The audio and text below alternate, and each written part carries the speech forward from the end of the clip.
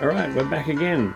Now, this video is going to be, now that we've done the burn-in, it's going to be addressing anything that appeared in the burn-in, shoring up the foundry ready for the final smelt, which is the last process that you do before the smelt, and then we'll be ready to do the smelt. The burn-in went really well. There's good news and bad news, basically, about the burn-in. The good news is that it it worked better than I thought it would. Much better. Like, I was expecting this thing to... I was being pretty conservative with the blower because it was putting out some heat. And so I was expecting that we would have been hitting about 1200 to 1300 degrees Celsius. From the evidence of what's gone on inside, which is the bad news, we were hitting somewhere between 1600 and 1900 degrees Celsius, which is like blast furnace capacity. And like I said, I was being conservative with the blower. I remember halfway through we had to switch to a smaller blower, and even that one I was very lazily turning it. And we blew right past the temperature range that we need to actually reduce the ore and into liquefying the iron into a basically cast iron. So that's something we're actually going to have to watch. We've built and designed this thing to be so efficient that with minimal air addition, it will actually completely liquefy iron. So how do I know this? The end of the tuya completely melted off. Remember, we had it stuck in about 3 centimeters, 2 or 3 centimeters into it. It not just like got messed up like you would expect it to be. Like, there was going to be no doubt that was going to get burnt. But it melted off, which is good. It didn't close off the end of the tuya. The tuya kept working just fine right through to the very end, but it's gone. Not mangled like you would expect to see if we were getting, like, holding it at forge welding temperatures. Actually fully souped off liquid puddle underneath where the tuya was, which is now consolidated, which is incredible. But the even more telling thing is that we actually, in the reduction zone, in the chamber, the section of the chamber that is sort of level with where the tuya is, we were melting the ceramic. And so even the weakest ceramics don't melt until about 1600 degrees, all the way up to some of the higher end ceramics, which can be like 2700 degrees. But given that the tuya, I was measuring the temperature of the tuya from the outside, and even right up against the edge of the foundry, right where it was going in, it was sitting at about 140 degrees. So, 12 centimeters away from that, it was literally liquefying. So this is actually good news in the way that we know that the foundry works, and works exceptionally well, like is really, really efficient, and will be very easy to run. We won't actually have... I thought that the job of doing the bellows was going to be a hard one. Actually, it looks like it's going to be the easiest job on the day, so we'll have to draw straws to be the lucky one for that. The bad news is we have to do some repairs. However, the repairs are quite easy, and I'll give you a detailed look and show you what you need to do. I won't bother actually showing the process of doing it because I'm very aware that I was trying to keep these videos to like half an hour each, and my last one was an hour long. So sorry about that. It was just, the burn-in is a precise thing that requires care and diligence, and I wanted to give you all of the information and exposure of what's required. The repairs and shoring up process is all stuff you've done before by this stage, or you've seen me do before. So there's nothing fancy about it. The only downside, the only reason it's bad news, is because it delays the smelt just a little bit more. Because when you do any repairs, that clay needs to air dry and then be fired. So that's the only reason it's bad news. The whole thing is really solid. I still can't break off those pieces. It turns out that the wire that we put on there, it wasn't needed. It was excessive, but you know, it's like a gun or a condom. You'd rather have it, not need it, than need it and not have it. So yeah, it was good that we put it on there. Historical precedent for it being on there, but it turns out it wasn't needed. The cracks looked scary, but everything held beautifully. And now the thing feels like brick. Very cracked brick, but it feels like one big solid piece made out of brick, which is really quite cool. Down towards where the tweel was, it looks more like glass, actually, which is kind of scary. So when we actually do the day, the job of bellows operator is going to have to be very closely monitored so they don't get too enthusiastic, because yeah, this thing's more like a blast furnace at this point than a bloomery furnace, and we need to keep that in check. So when I tell you it's cold this morning, I want you to get a full understanding of just what sort of weather we're dealing with here. When I stopped the firing, it was 3:30 p.m. It kept burning, and when I say burning, I mean significant flame coming out of the top of the chimney until around 9 p.m. That's when the flames got below the level of the chimney and was burning on the inside. And by around 11:30, it had finally burnt down to coals, but the inside was still far too hot to put your hand in. And by 11:30, it was below zero. It was about negative 1, negative 0.5, negative 1. And then I went to bed. And I got up at around 7:30, 8 the next morning, came outside, and it was still hot. Everything was covered in a thick, hard frost. It had gotten down to about negative 3, negative 3.5 overnight, and then it was a hard frost. Everything was just ice. All the bird baths and chicken drinkers and everything was solid ice. And the foundry was still hot. So that's like 17 hours.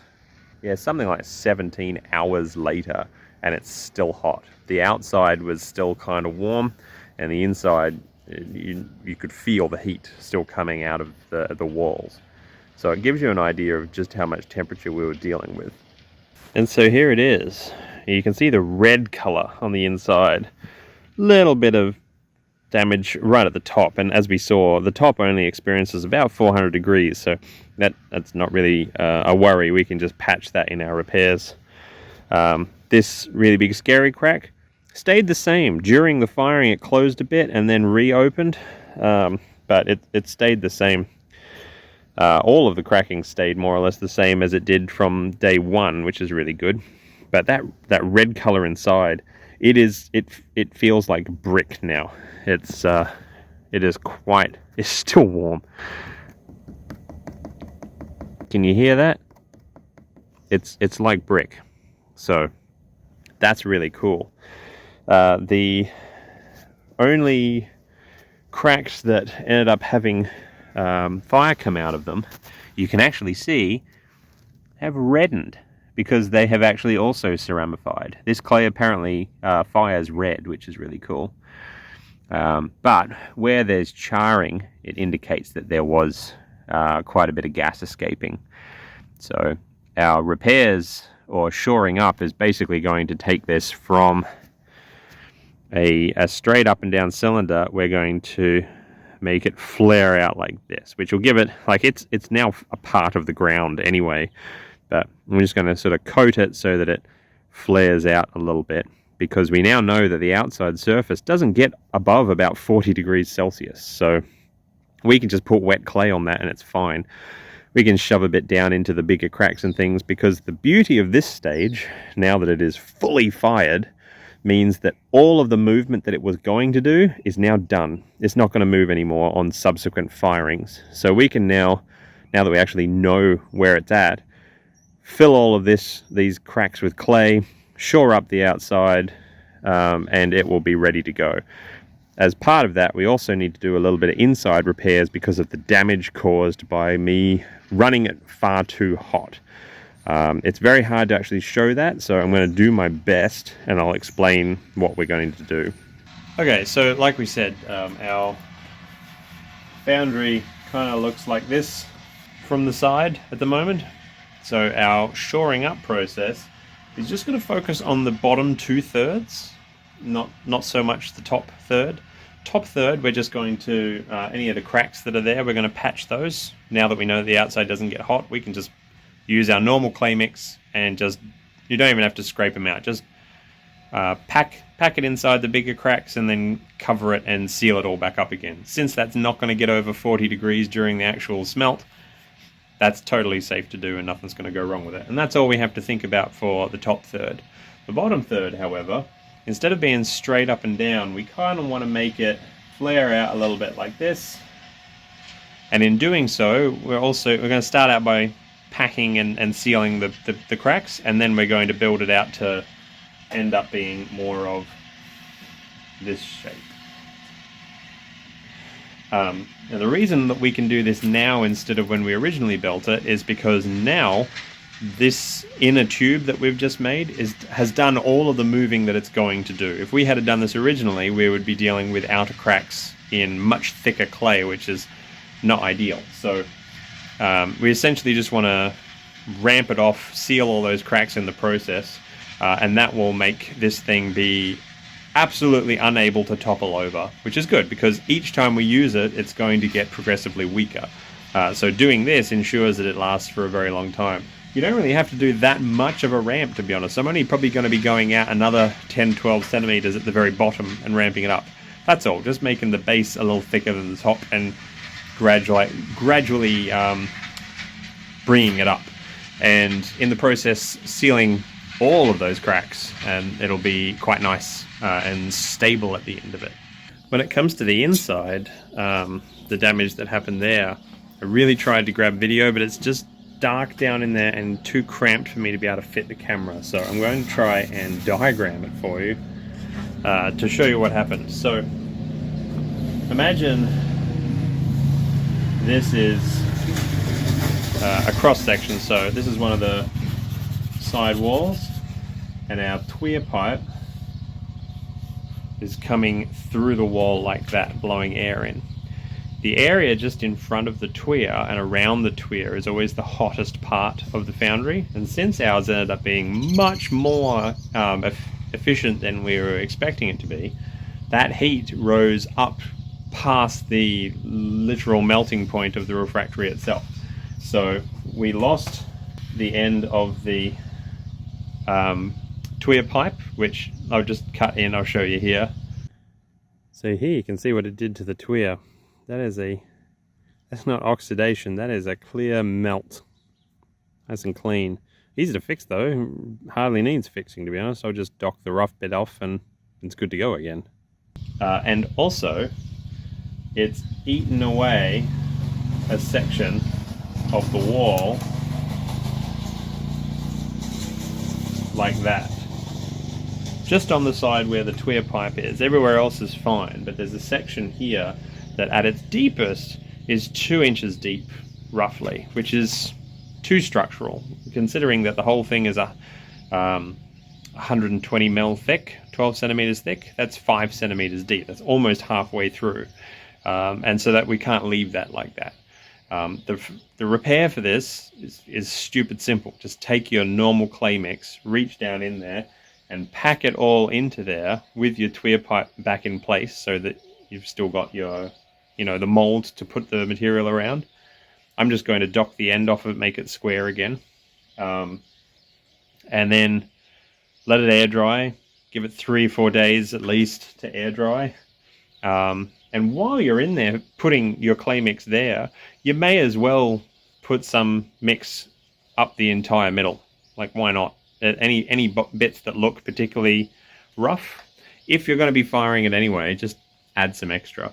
At this point, it's just going to make it even stronger. Like I said, it's done all the movement that it's going to do now. And so once you've done that, let it air dry for at least 3 days, and then fire it again. However, this time you just need to do the kindling firing just like you did last time. That'll be enough, especially if you do add a little bit of air with it. That will easily get up to the temperatures needed to fire that enough to be functional. So you've seen me slapping clay on this thing enough now across this series. I'm not going to bother showing you that whole process in detail. It's pretty straightforward, just slapping more clay on there, getting it to a good consistency so it'll adhere, make sure it's packed in nicely. Obviously be careful not to tip over or push over or collapse the walls because they are brittle now.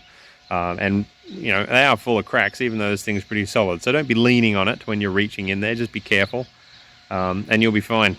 It's going to be messy because you're reaching down in there, but you've got your reaching stick with the paddle and you can pack clay in that way. That's if you need to do repairs. If you've done this, you may not have run it quite as heavily as I did. Even though it was an accident, you may have been a little bit more conservative and you may not have the internal damage. If you don't have the internal damage, you can completely skip that. But what I want to try and get across is even something like this happening doesn't mean that the thing's broken. You just fix it. It's extra time, that's all. So I'm going to do that, and I'm going to slap some clay on the outside and fill in those cracks, and it means going and getting more clay because I used up all the clay that I had to build this thing in the first place. I've probably only got a bucket full left, which is not enough. So I'm going to take the wheelbarrow down to the dam and get some more, get my hands dirty again. An interesting note about that, actually, the post-industrial revolution mindset is kind of like if something is sort of sloppy or doesn't look like it's holding together or something, then it's got to be replaced or wasn't done right or something like that. But before industry as we know it today, this sort of thing was just done however you managed to get the end result, you did it that way. Whether you have to wrap collars around it and put wire on it and hold it together with hopes, even the tradition of carving prayers to gods in it. It's you did whatever it took to make it work. And we've now proven that this thing not only works, but actually far exceeds what we need it to do. And we have to actually be careful using it so that we don't, you know, open a gate to hell with it. So for it to be able to liquefy ceramic is pretty impressive. And I did want to show you this because you'll probably find it quite cool. This is what's left of the end of the tuya. It's cast iron. So we reach blast furnace temperatures to get liquefied cast iron like that from a mild steel pipe. It's pretty impressive. So when I put my repairs on the outside, I'm just going to leave the wire and everything in place. All of it's actually loosened, I've noticed. I'm going to need to tighten it up. The thing not only held together, but it shrank. So I didn't need turns out I didn't need the wire. But I'm just going to leave it in there and put the clay on top of it. Why not? And so, once again, back at the dam. You can see it started to fill in where I took clay last time. But don't have Alan's help with the excavator this time. It's just me, a spade, and a wheelbarrow. Luckily, for these repairs, we don't need much. That ought to do. You can really tell the difference. That's my hard work, and a little bit there. And that was one scoop with the excavator from Alan. You were missed on this one, mate. It just cakes on your boots. It means it's good clay though. And this is all it is really. It's just this, make the same clay mixture and really work it into all the biggest cracks. They'll all open again, but this is just what you do between each use of the foundry. We all already know that it's stable and works. So the inside, the part that's sort of ceramified and is kind of like glass, haven't bothered doing anything to. Just around the top where the worst of the cracks were, in the parts that are more red than black, because they didn't really get that hot. You can just leave the clay kind of wet. We're just going to get it air dried before we use it again, because remember the outside surface only got to about 44 degrees Celsius, so there's no risk to doing this, and it gives it that plasticity that'll really help prevent any leaks. So I'll just finish this off. So repairs have been slow, the shoring up process and everything. You'll probably notice this video came up much later than the rest of the videos have been coming out, and it's just the weather has been just so wet. The ground is like soup. There's so much water everywhere, but it's going well. I'm back at it today now that there's a bit of sun, and yeah, It's actually a lot sturdier than I thought. I thought we'd have to really flare out the base to be able to give it some lateral stability, but the fact is it's part of the ground now and so ceramified that it's just rigid. It's not going anywhere. I don't need to worry about that. So I'm just going to focus on the sealing of the cracks with a good thick layer, and I'm going to clay in the tweer. I'm really going to focus on the area around there and get it really thickened and bulked out, because that is clearly where the heat is concentrated. So I want to add extra mass there, and that'll sort of permanently affix the tweer in place, and that should help quite a bit.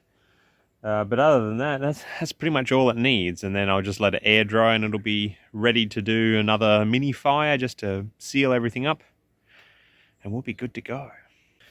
And then, of course, will be the process of making the specialized tooling that we need for this. Pretty straightforward. It's simple stuff. You don't need to stress about that. Any basic forging ability and you'll be good. To be honest, you could probably even fabricate these without the use of forging. But we'll go through that, and I'll make sure that you are completely across what you'll need, how to make it, dimensions, etc.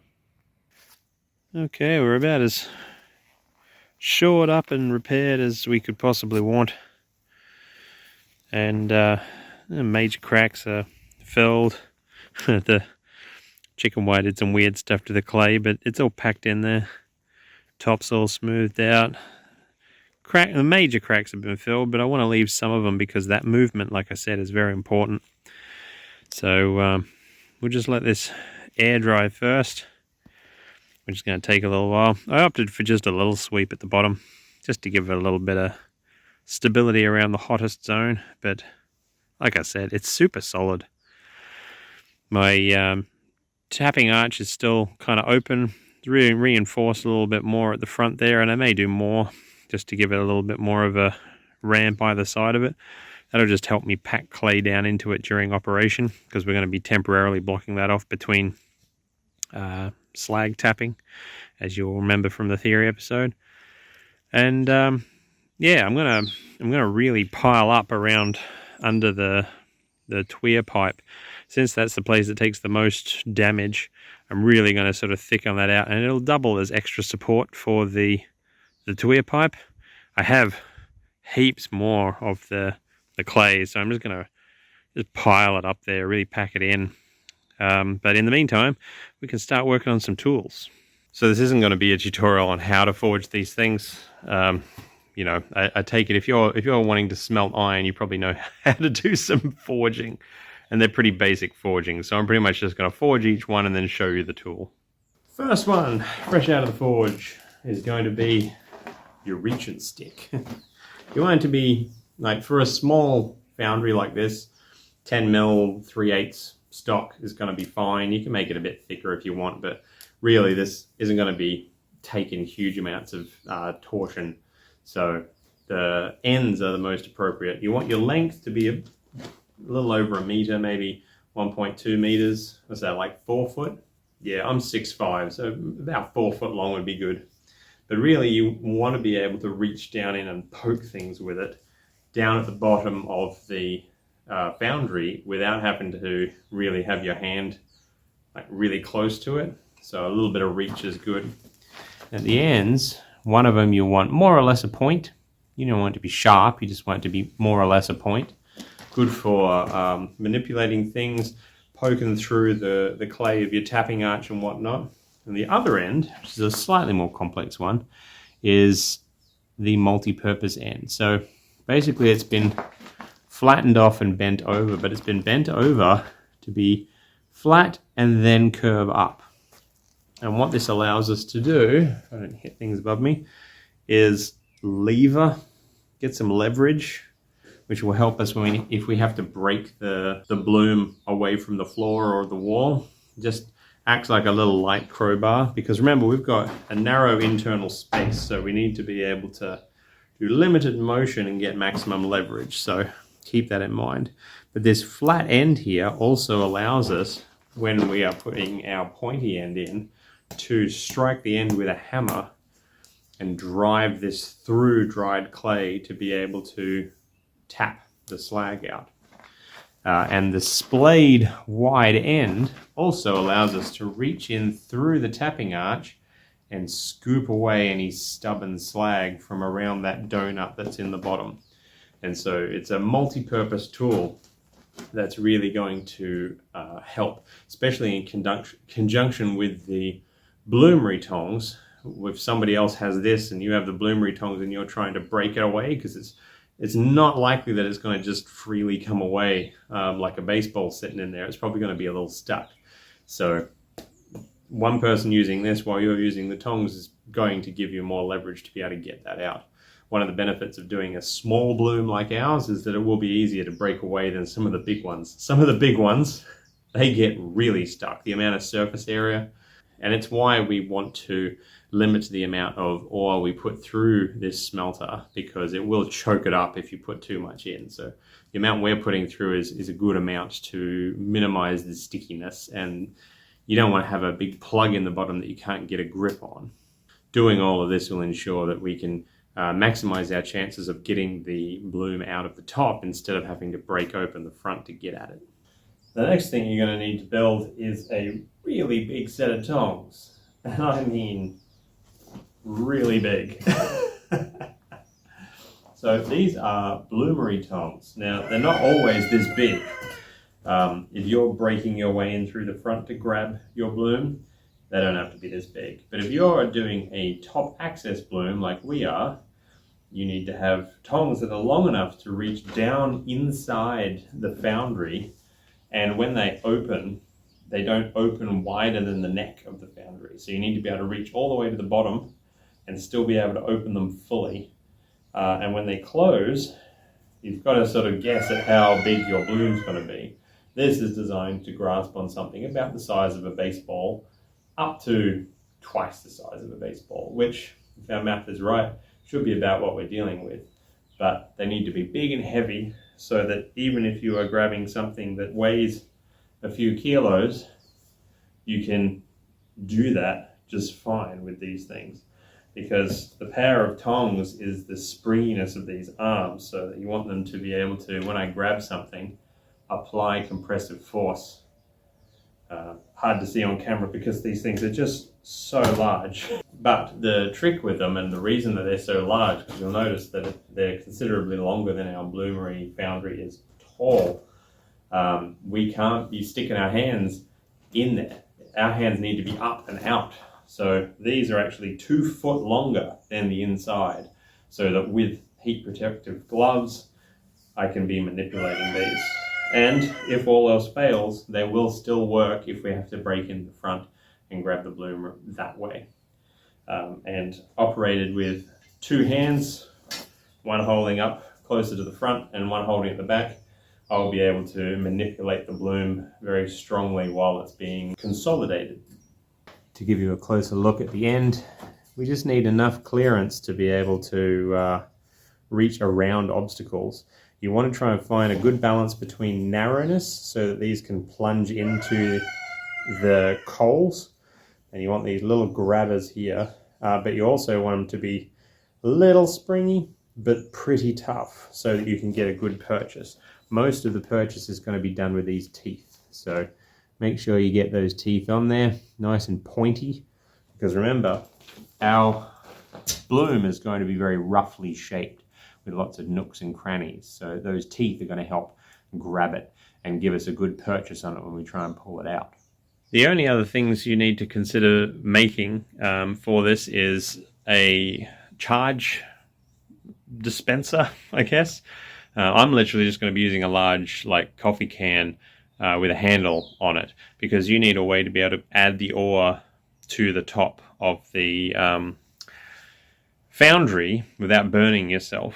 And ideally, you kind of want a container that's about the size of the charges that you're going to be doing.